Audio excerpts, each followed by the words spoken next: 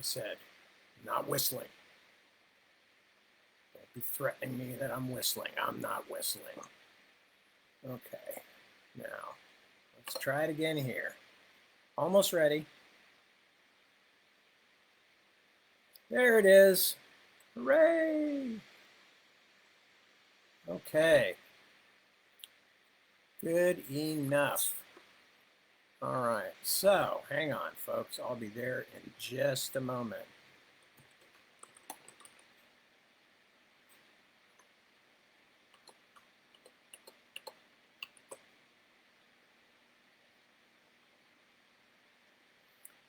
And one more. One more.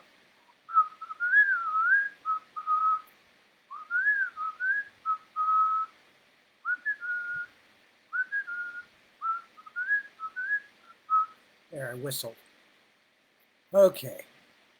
Hope you're happy. All right. And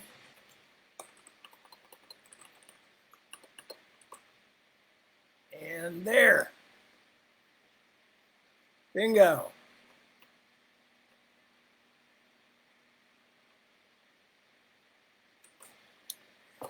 Okay, all done. Hello, good to see you, and welcome, fellow human capital stock. If that term doesn't resonate with you, one of our government, our White House officials referred to human beings the other day while talking about resuming the economy, despite all this coronavirus nonsense, as human capital stock, which I don't know about you, but it just kind of makes me feel warm and tingly all over. So good to be here. Good to share some time with all the other human capital. And just to let you know, I am going to be reading. Yes, yes, yes. As I mentioned before, I'm kind of at a point where I've got some short stories left to read, but some of them are kind of intense and some of them are just so bizarrely weird and separate that I have to decide about them. So for the moment, I'm going to start reading one of my slightly longer works. And just to let you know, so I'm probably only going to get through part of it tonight. I mean, obviously, otherwise I'd be reading for like 4 hours or 3 hours at least. But what I'm going to be reading from tonight is this Caliban's Hour. Let's see if I can get it without the reflection on it. With a very nice cover by Bruce Pennington. This is the edition originally that was not Orbit, but Legend. Yes, my wife's old publishing gig. Although she had left by the time this book came out, by which hangs a tale. I will probably tell you later on. But what I'm going to do instead, because I am reading from Caliban's Hour tonight, I am going to give you a quick précis of The Tempest. Because, of course, this book is based on Shakespeare's The Tempest, which is probably my favorite Shakespeare play.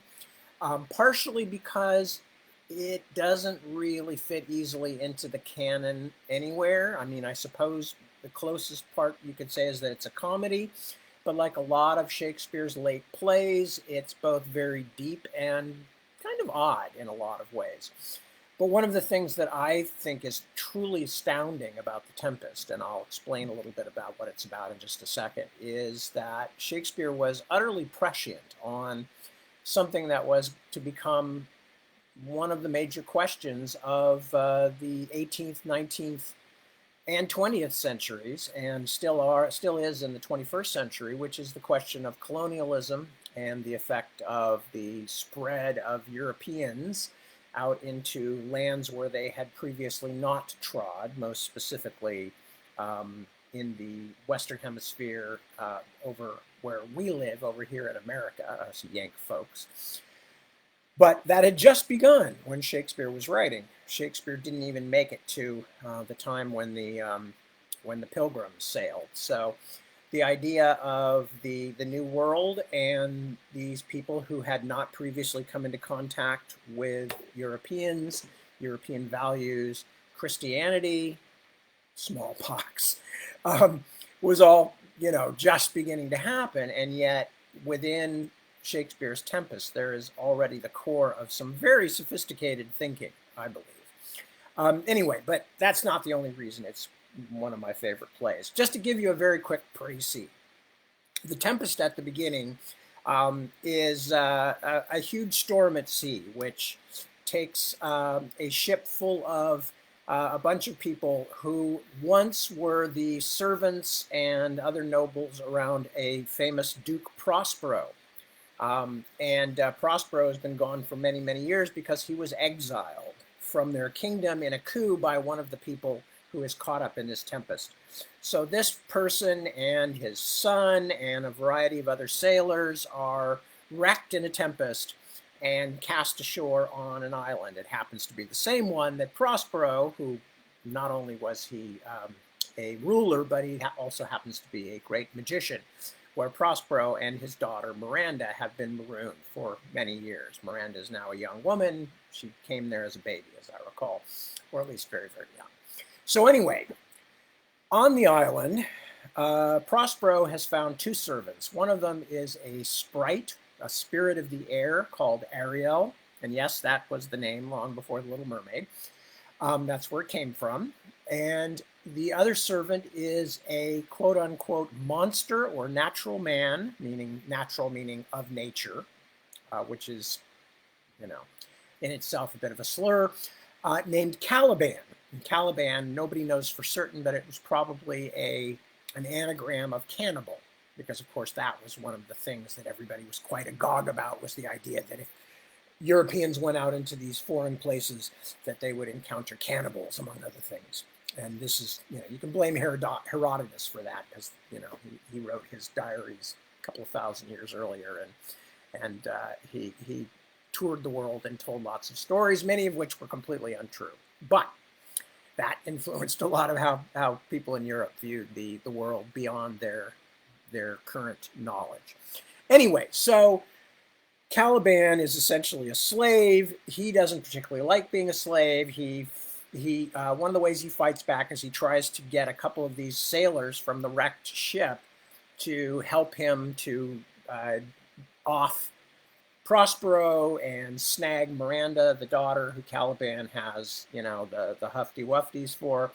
And but Prospero's planned all this along, and without giving away too much, it's all part of his plan to get back off the island, to get his dukedom back, and to get a measure of revenge for what has been done to him.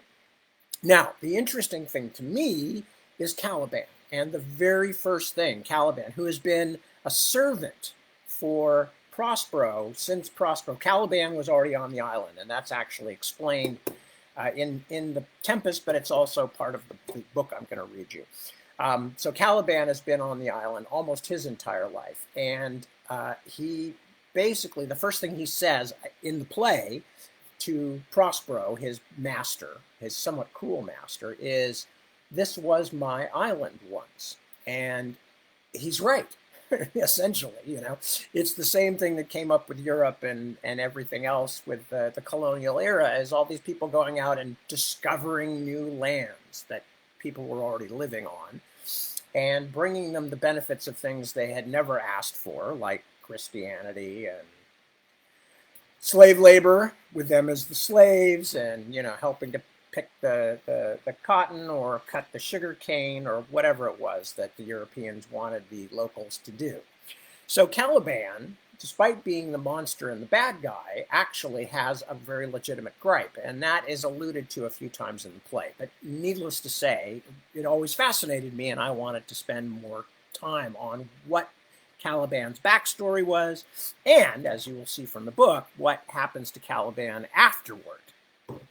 So, anyway, with no further ado, oh, by the way, one of the interesting things about this book is that even though my wife, Deborah Beale, was not publishing at the time the book came out, she was actually the one who commissioned it from me when she was still publishing there. So this is the last book of mine that Deborah, well, it's the only book she commissioned at that time, because she had gotten my others from my American publishers.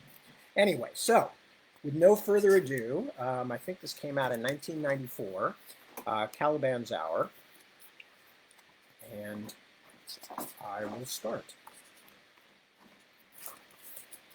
Part the first. Naples, evening. His entrance.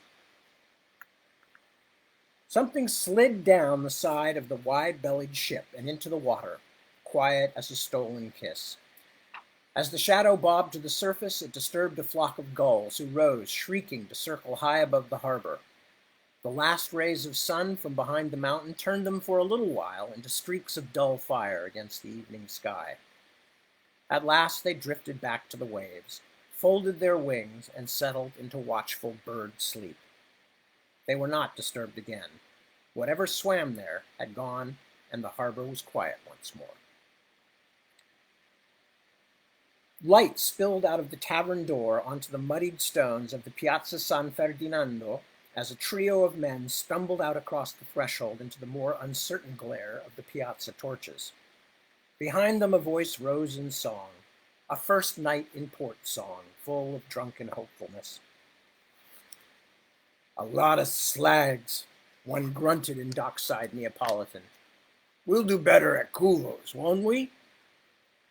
"The fat one was pretty enough," his companion offered, running his finger carefully around the rim of the wine jar before lifting the finger to his mouth. "Well cushioned." The first spat. "A bitch. I heard about her from Sandro." He took a few loose-jointed steps, and the man with the wine jar fell in beside him. "But there's some worth throwing your money over at Culo's. You'll see." He turned. "Sebastiano, what in the hell's name are you doing?" "Pissing," the third man slurred, propping himself one-handed against the tavern wall. The door had fallen shut again, swallowing most of the light and noise.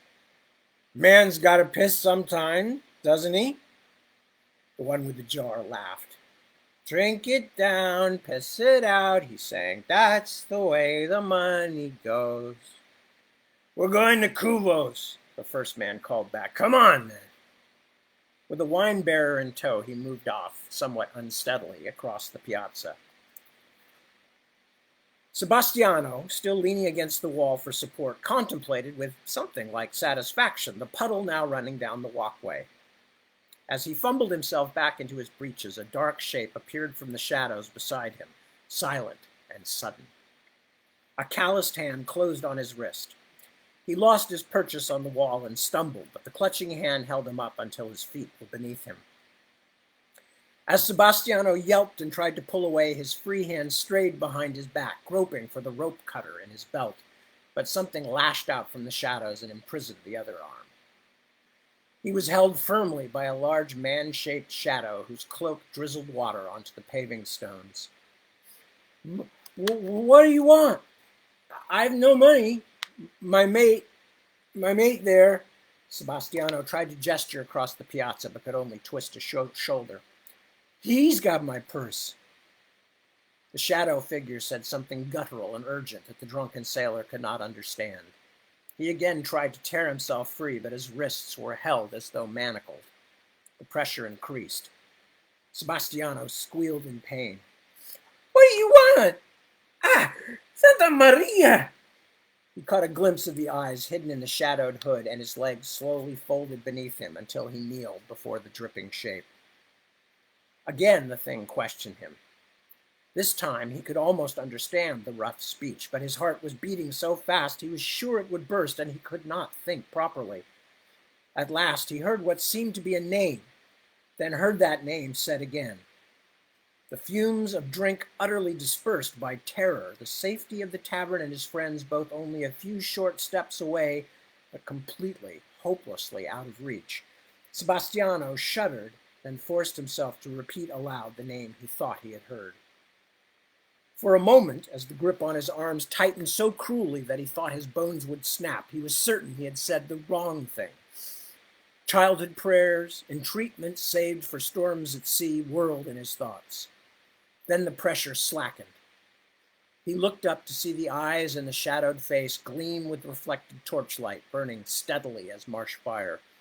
The thing stared at him, head cocked, listening. "There! Sebastiano wagged his head towards a blocky shadow on the skyline, a dark mass crowned with spiky towers. Everybody knows, he gibbered. Everybody there, in the castle. The shadow released one of the sailor's hands and lifted a gnarled, pointing finger towards the Castel Nuovo. Yes!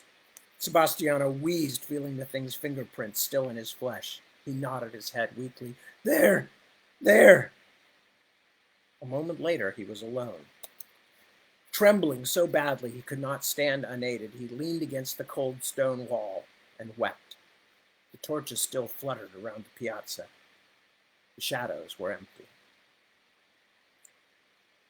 As the tavern door swung inward, his shipmates jeered. Thought you went off to Kuvo's place with old Too Good for Us, one shouted. Or did you lose your way? Sebastiano staggered towards the fire and took his place on a bench there. Shivering, he stared at the livid finger marks on his sun-baked arms. His fearful, distracted face eventually brought a sort of quiet down on the crowded room. He looked up from his bruises and into the depth of the flames as though he were alone in the tavern. The tears on his cheek were drying rapidly in the heat of the fire. I have met the devil tonight, he rasped. Heaven save me, his eyes are yellow, and he stinks of fish.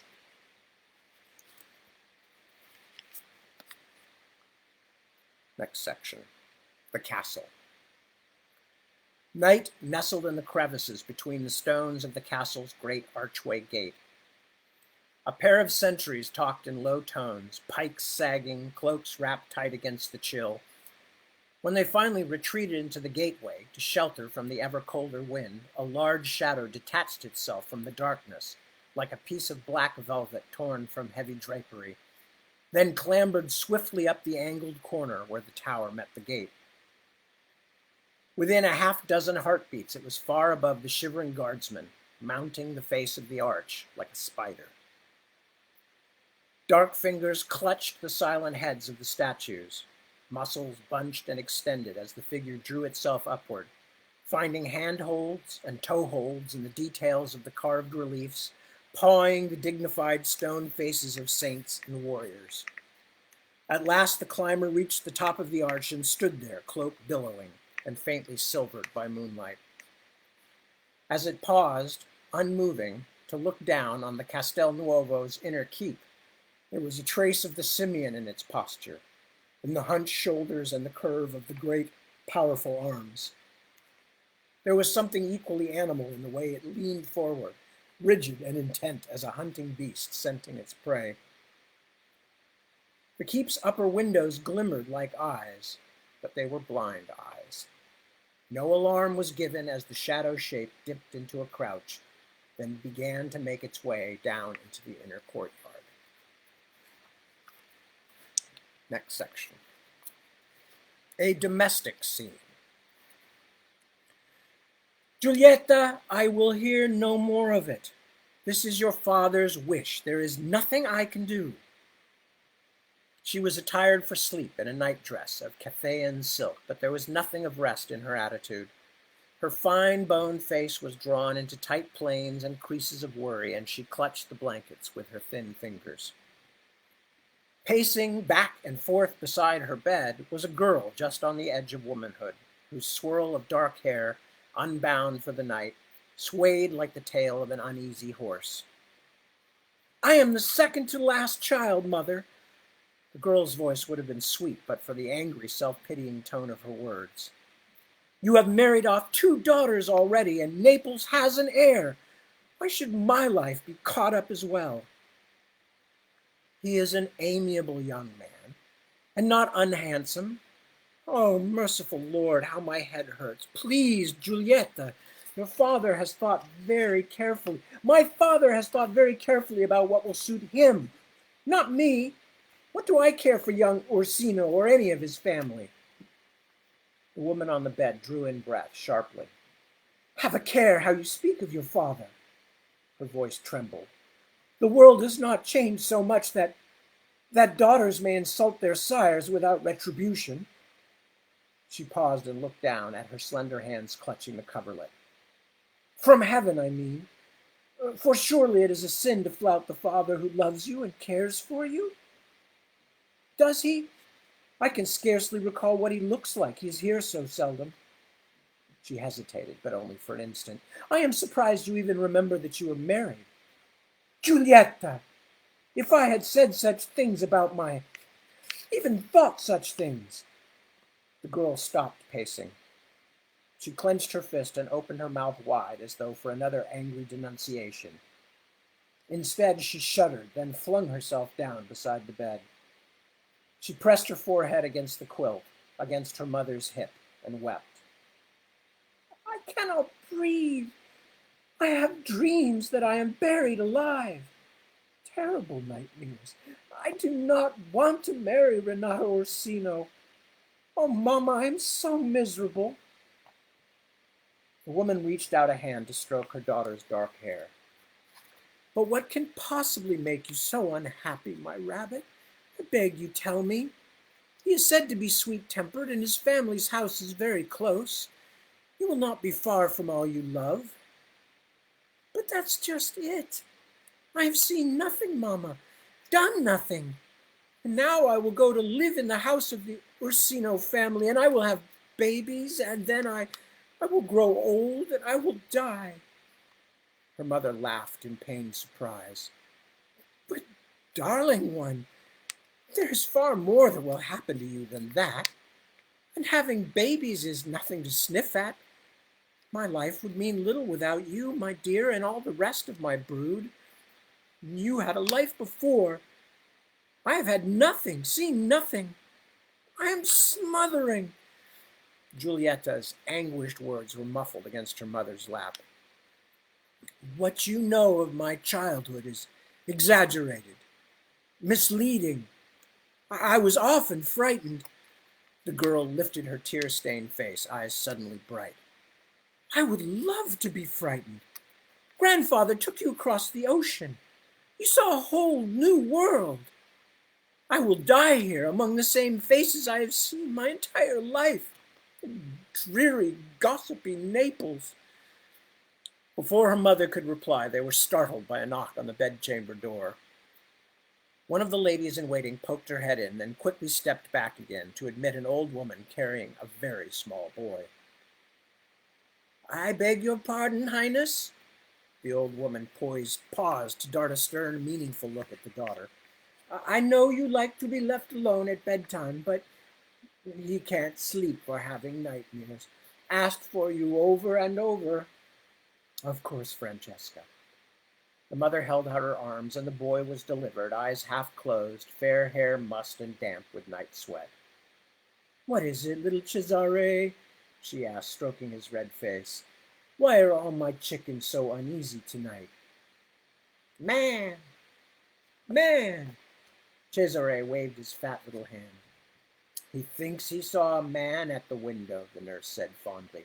Kept pointing and crying. Oh, he's had a bad dream, the poor little thing. His mother kissed the dried tears on the boy's cheek. Cesare, there is no man outside the window. It's too high up in the air. She sang to him for a while, then at last turned to old Francesca. Look, I think he's falling asleep again. Giulietta had stealthily wiped her face dry, and now she stood. Her angry gaze went from the nurse to her mother. He would sleep better if he didn't eat so many sweets. Yes, her mother nodded, smiling as though Giulietta's tone had been less harsh. He is spoiled indeed, the poor little thing. There, said the nurse, you're right, Highness. He's dropped off again already. A mother's touch. She spoke with the satisfaction of an alchemist whose experiment confirms a great universal truth. A mother's touch. The lady of the house was about to surrender the sleeping child to his nurse, but abruptly turned instead to her daughter. Why don't you take him back and put him to sleep, dear? He is so very fond of you. Besides, it is time for you to be in a bed yourself, my rabbit. Giulietta glared, but took the child. You mean it is your bedtime, she grumbled.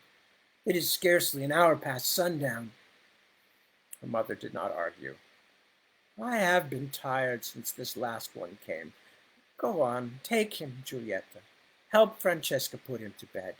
It would be a kind thing to do. The girl made a face, but took the open-mouthed, faintly snoring child with suitable care, and followed after the nurse. She turned in the doorway. I will not sleep just because you tell me to, Giulietta said in a loud whisper. And I will not marry Renato Orsino. Her mother waved her out, gently but firmly. We will talk about that some other time. Please tell Amelia I am going to sleep now. When the door was closed and the chamber empty, Giulietta's mother sank back against the pillows with a deep sigh, then turned and blew out the candle on the bedside table. The dying fire cast a few long shadows. The bone-white moon hung framed in the window.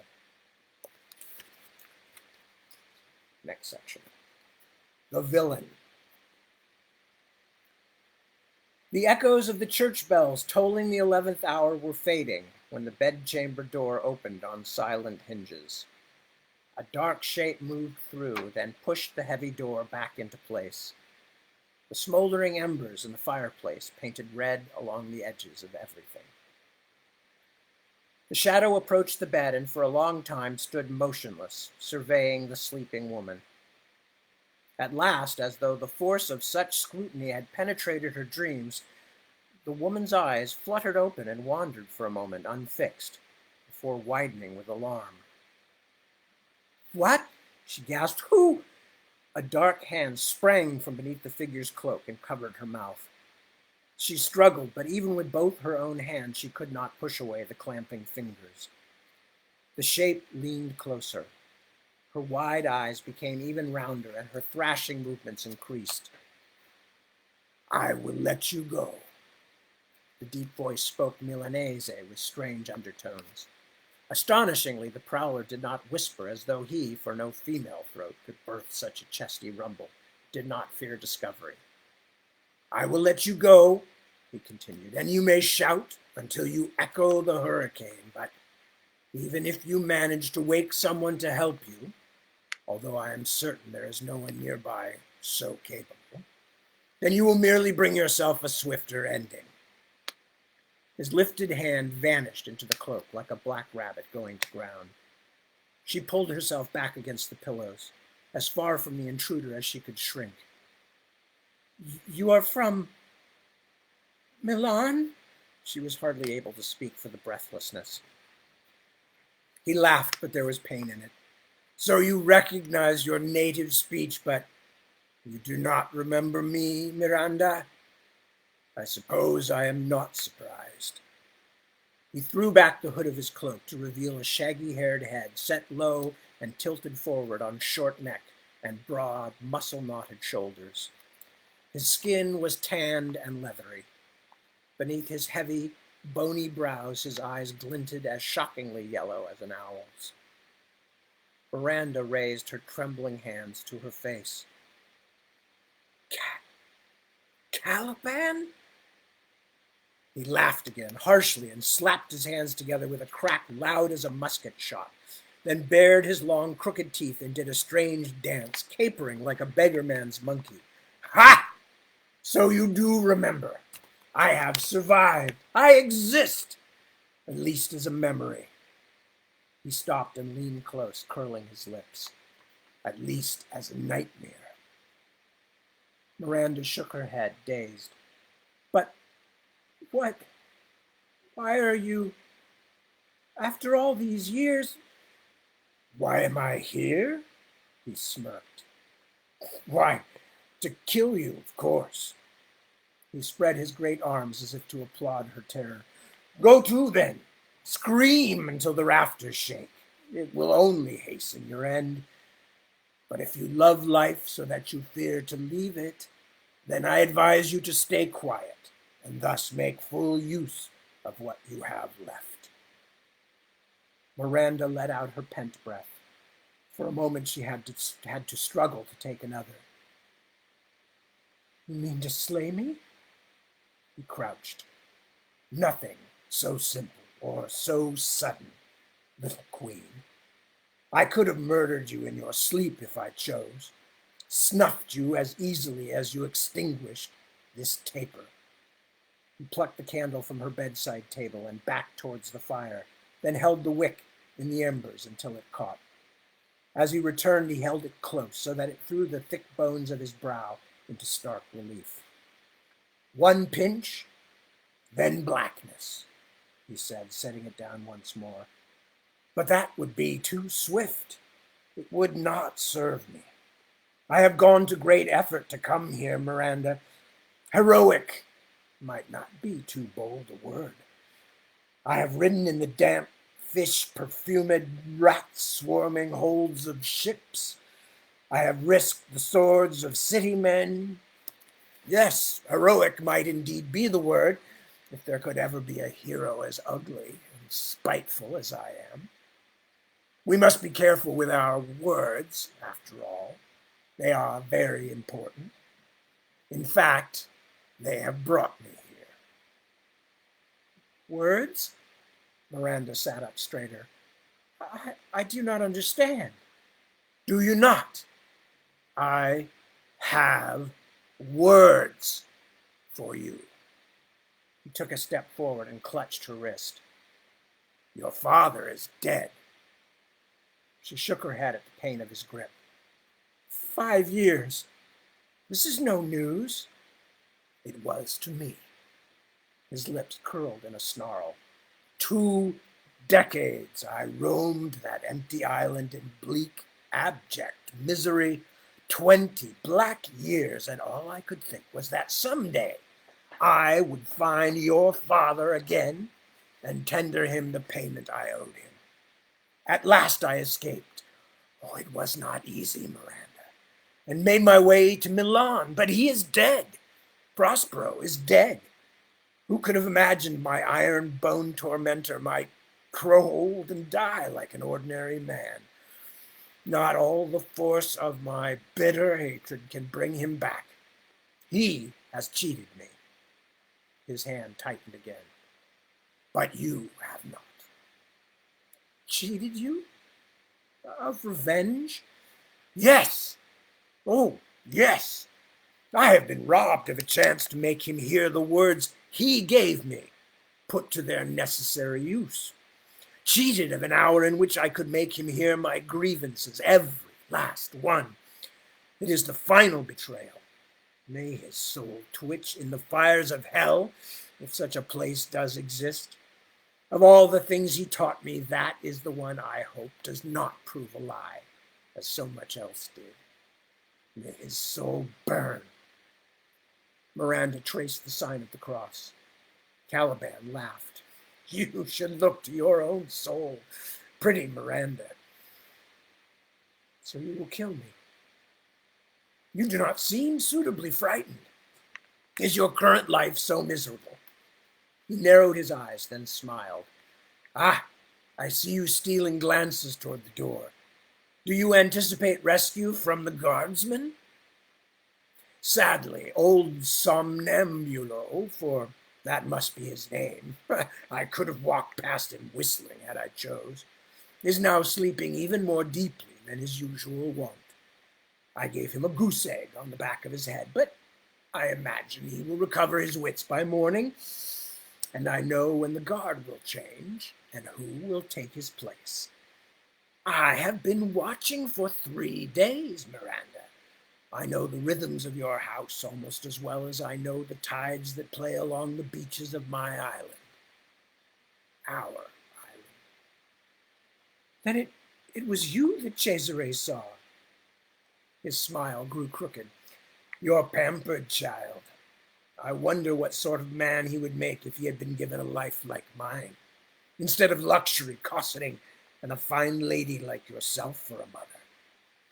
You will not hurt him. Now she struggled, and desperately, but he was far too strong. When exhaustion had at last calmed her, Caliban released her wrist. Faint purple marks spotted the skin. It is only you, Miranda, whom I sought. He spoke as though mildly offended. Since your father has escaped my justice, it is you who must hear my words. Words? You keep saying, because that was the gift your father gave to me. And the curse that ruined me as well, changed my life to wretched misery. There are hours yet before the guard comes. Nay, eons, an eternity, in fact. This is my time, Miranda. Now you will have your words back. Before I kill you, you will hear my tale, and you will know what you have done. But silence! His roar was so loud that for a moment, in the echoing stillness that followed it, both waited expectantly. Then Caliban chuckled.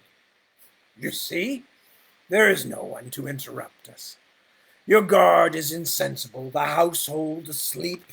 Your husband, unremarkably, from what I have overheard, is in another city, parading his rule before some of his most admiring subjects, no doubt. He showed broad teeth. In truth, everyone seems to have someone else tonight, Miranda. Your maid, Amelia, is with her swain, one of the soldiers. I do not doubt you have turned a blind eye to that. Young love is a charming thing, is it not? And we are also a pair, we two. So you will hear me, even if I must lay rough hands on you to ensure your attention. He stood, a vast and looming shadow, but for the gleam of his eyes. You will listen now, Miranda. You will hear the sound of my secret heart before I destroy you. And before you travel into darkness, you will know just what you have done. You will listen.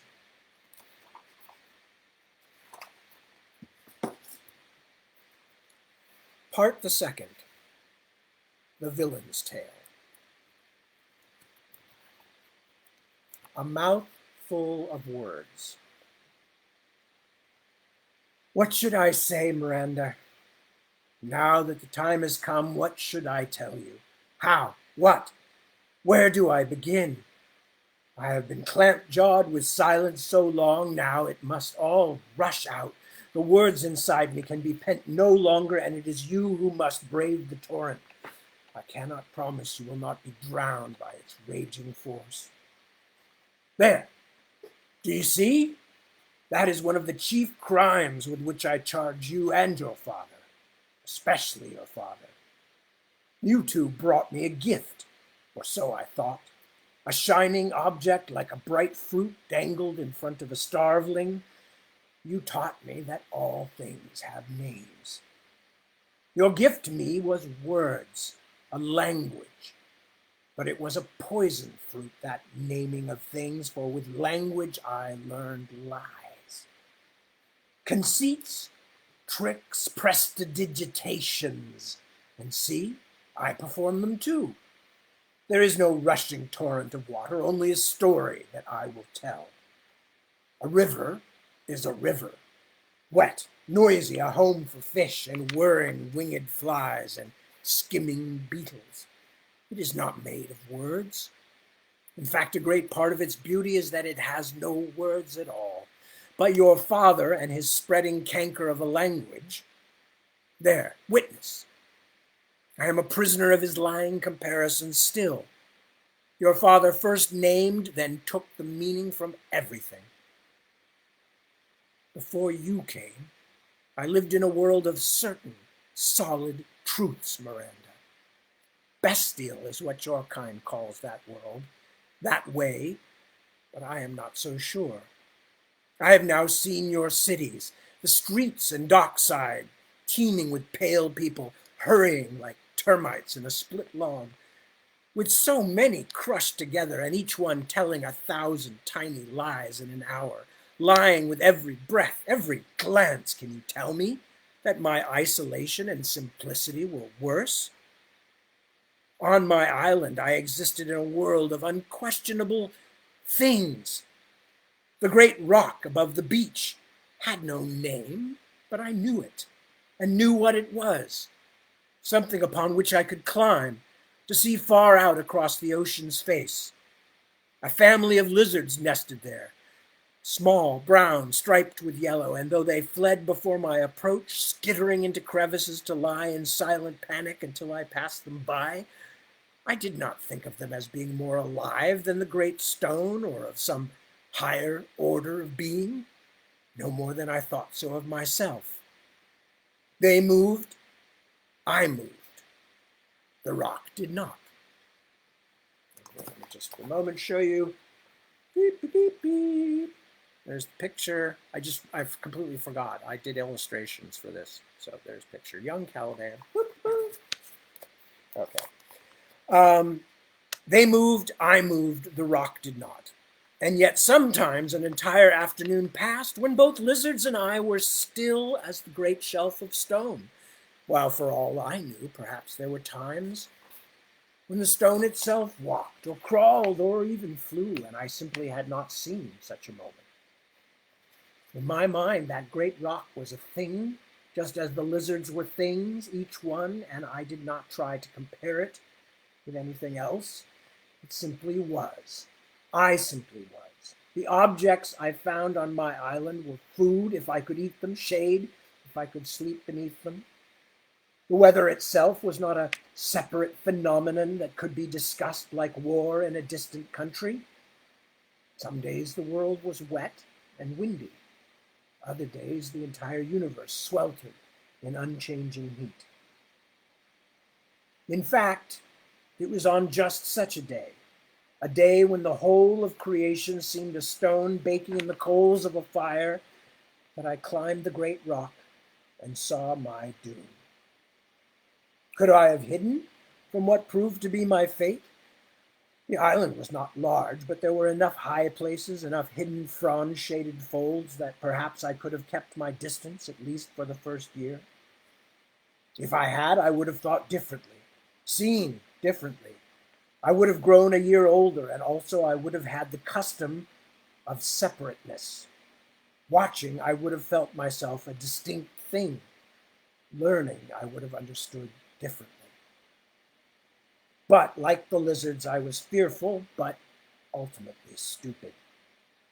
Just as they always ran, but never any farther than the same shallow crevices, so I watched my doom walk towards me across the white beach, and did no more to save myself than to crouch slightly lower behind a jagged cornice of stone.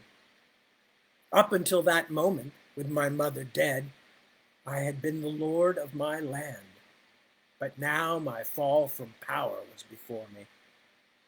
How well your exiled father must have understood that sort of agonizing reversal. The rebel hand that strikes by surprise, the fatal mistake perceived too late, but understanding did not make him treat me any better in later days. Two figures, one large, one small. I cannot say, Miranda, that I saw you and instantly fell in love with you, poignant as that might be. I think I was yet too young. I believe, but I am not sure, that I had been alive perhaps a decade when you landed. Of course, the chance to know the details of my early life, including my birth year, were lost even before I was born, vanished along with my mother's tongue. Lost with my mother tongue. It's true that you fascinated me with your tired little body, your damp hair, your bright dress all in rags, but it was your great gaunt father whose aspect set all my hairs standing like the itch of distant lightning. At first, he was just a pillar of black on the sun-whitened beach, standing before a grounded boat. I had a moment of dreamy confusion, for I thought the two of you had stepped from our boat, even though I knew that the craft which had brought my mother into exile had rested on another part of the beach and had long since been plundered of everything but a few rotted timbers. Prospero. Could ever your God have appeared to his followers with any greater effect? I had never seen a grown man before of any sort, had at that moment never seen another human creature except my mother, and my own reflection in the island's pools. And there stood your father, far taller than I was, wrapped in a black robe that must have felt like the inner walls of a kiln on that blazing hot day. But as if to confirm his magical, unnatural state, his beard seemed to me a stream of gray and black hoarfrost hanging from his jaws, ice such as I sometimes found on the leaves and rocks of the island's high places during the coldest months. His eyes, too, were frosty as he surveyed the beach, then slowly looked up to the rock where I crouched, so poorly hidden. Chips of a blue darker and yet brighter than the sky, those eyes glinted from beneath heavy brows.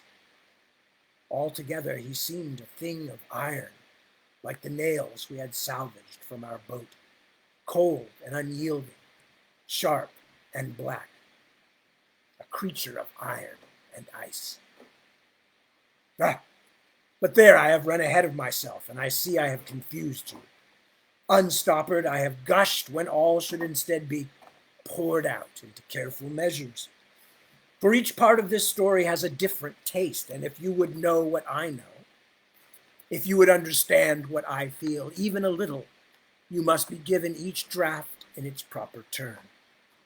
But oh, Miranda, how hard it is to wait. The bung has been in the cask for 20 years. The wine inside has corrupted into swirling fumes, vinegar. But wait I shall, and try to tell the story proper. But wait. You do not remember Sycorax, my mother. Of course you do not. She died choking on a fishbone, bulge-eyed and empurpled 2 years before you came to my island. I remember her unnaturally well. For the largest part of my young life, she was the only voice I knew, though she spoke to me only in grunts. The only other creature in any way like myself. She was the bold sun that overhung my landscape, as well as the ominous moon whose light made me shiver and hide beneath my blanket of leafy branches. Until your father spun into the heaven of my understanding, like a dark lodestone star, she was my only constellation. I worshipped her. I feared her. I hated her. I loved her until it burned me inside, and she, in turn, was the only living creature who has ever loved me. She was mad, that woman, swollen like a ram-fed goose on her own contradictions. She could spend an afternoon carefully skinning and pithing a fennel stalk to reveal to me how God's green children drink, then box my ears until I wept for the crime of curiosity, for annoying her with my needs, for tugging at her elbow to show her some wonder I had discovered. She stared at the sky sometimes and laughed without sound. She drew fantastically intricate pictures in the sand, then rubbed them out with her feet the moment they were finished. She was a witch, my squint-eyed, sharp-nosed mother. I did not know the word. I did not know any word until your father planted them in me like hard little seeds, but I knew from the dreams she shared with me that she was not like others. To a child, his mother must always be a creature of power, a possessor of arcane knowledge, of healing arts and painful curses, but it was not only her son who saw her thusly. They banished her, you know. They silenced her and drove her away. She was driven out of Algiers. Not surprising, she was a witch, after all. She was proud of it, of the black lessons she had learned, the scraping and scuffling after obscure knowledge, the nervous, averted eyes of her neighbors that reflected her own dark eminence back to her. But power, eminence, these are dangerous possessions. Your own father found that out, Miranda, did he not? They arouse envy. They inspire whispers. Those who fear and placate you wait only to see you misstep, and they are upon you like wolves on a once proud stag grown old and infirm. My mother, for all her cleverness and untutored politics, made such a mistake. The snare pulled tight. She was denounced, rolled through the public square in a tumbril, then sentence was passed by the mayors. The whisperers had overthrown her, but they still feared. That much at least her dark arts bought her. They were terrified of her dying curse, and well they should have been. The wives who stood beside the husbands my mother had caught for them with night-gathered herbs, the farmers grown fat on the flesh of swine she had cured of the hissing sickness. Even the mayor himself had only been elevated to his post after he had visited my mother's house under cover of darkness one night. His predecessor pitched over dead the following day. Hypocrites.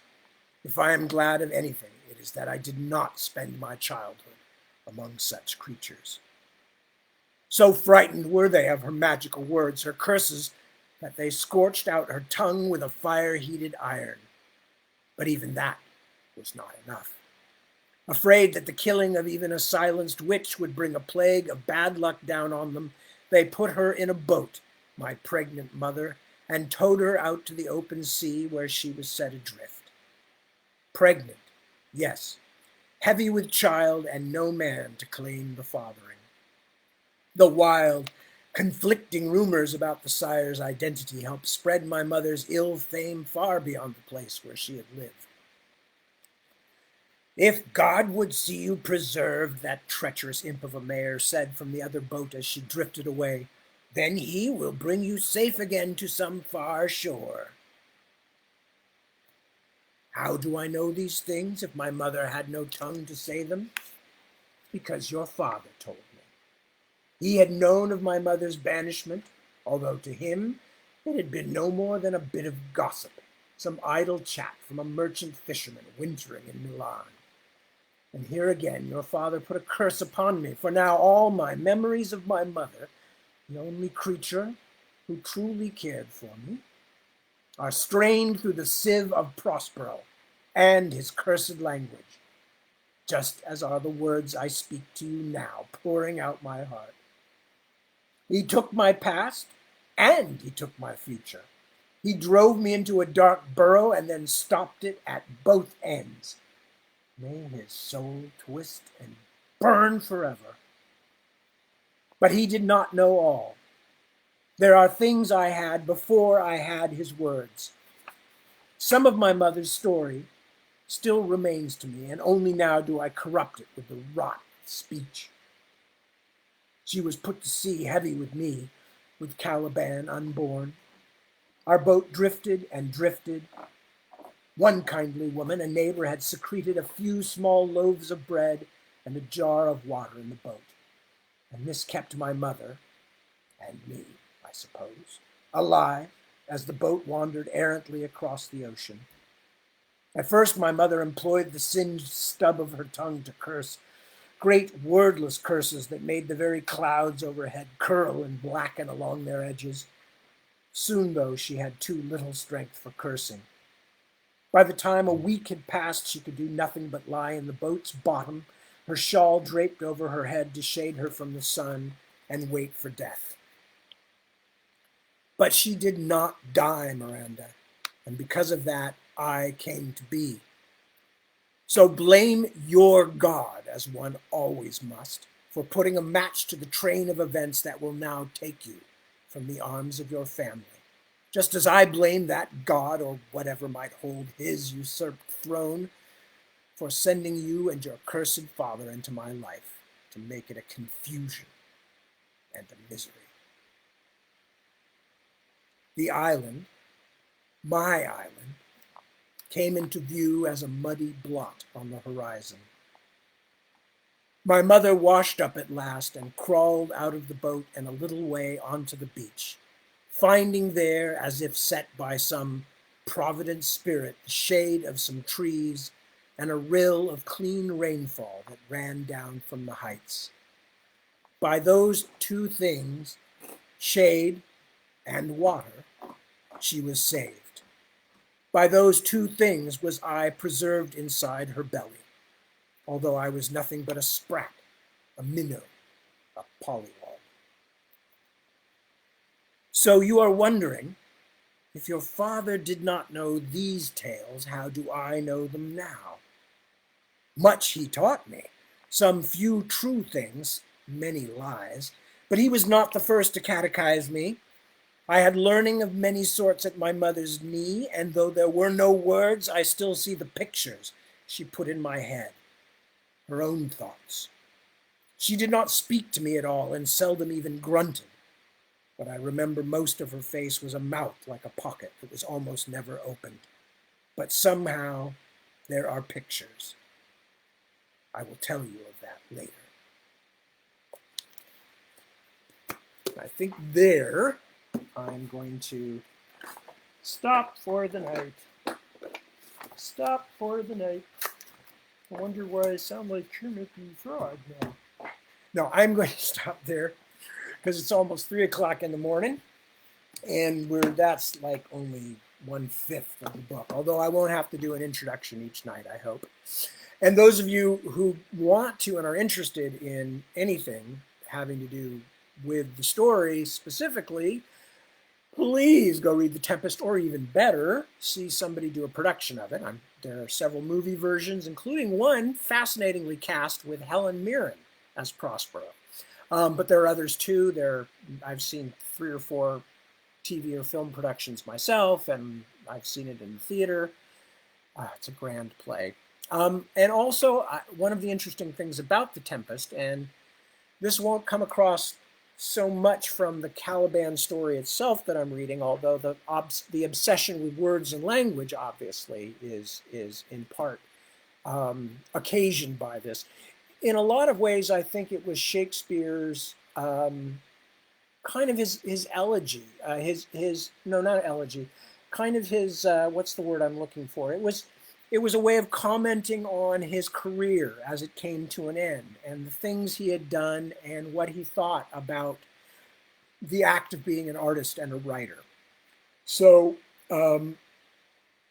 when we get a chance, maybe the last night I read, I will explain more about that, because it's always fascinated me. And there are a lot of clues in The Tempest that suggest that Shakespeare was not talking merely about the events of the play, but was talking in some ways about his own life, which was drawing to a close at the time he wrote The Tempest. And certainly he had had the greater part of his career. He was as famous as he was going to get at that point, as celebrated as he was going to get, which of course we still don't know as much about as we'd like to. But anyway, so if you get a chance, read or see The Tempest, because it's an amazing play, and it's got, for those of you who don't know it, it's got some lines in it that you will absolutely recognize, including one I used as the title of a story that I read earlier during the pandemic, The Stuff That Dreams Are Made Of. Although in there I was quoting Humphrey Bogart, quoting Shakespeare, and the original quote in The Tempest is the stuff that dreams are made on, for you pedantics out there. But anyway, so do read it if you get a chance. And with that, I just want to say thank you so much for joining me. It means something to me to be able to connect with you all. I'm glad from all the very kind feedback I get that it seems to mean something to some of you too, and I'm glad about that, because this is what we do. We communicate, and this is especially what storytellers like to do, is to tell stories to people. I am not one of those writers who would continue to write if I knew nobody would ever hear or read the words that I wrote. It's not that I have to be a performer, although that's a part of me too, but it's very much that writing and reading are symbiotic. They are linked activities. A writer is writing words, but once they leave his head, her head, their hands, those words belong to the reader and to the reader's imagination. And it is then up to the reader to make the story into the story that they have created out of the writer's raw material. So anyway, I like readers. What can I say? And I'm a reader too. I'm not only a president of the Readers Club for Men, I'm a client. No, sorry, you wouldn't get that. Well, some of you will. Some of you are old, but if you're in Germany or wherever, you may not have ever seen those commercials. So just never mind. It was a weird Tad reference. It was this weird hair guy who had Hair Club for Men, and he'd come on at the end in this really weird looking weave, and he'd say, "And I'm not just the chairman, I'm also a client." Anyway, so I hope you're all surviving. I know the pandemic is hard on everybody, and there's really a lot of things you can do, not just for yourself, but obviously for other people, especially those who need attention, help, communication, whatever it might be. And with that, I guess I will leave you for the night and say thank you again very much, and sending lots of love from my house to your house, and from our house, which is Deborah, myself, 4 young people, 3 dogs, a cat. Extremely, whoops, let me see if you can see her over there. That's a very large cat named Lily. I call her Lily Vanilli because I suspect there's actually 2 very slender German men hiding inside her. But 3 dogs, Lily the cat and Erwin the snake. And so we all send our love from our house to your house and say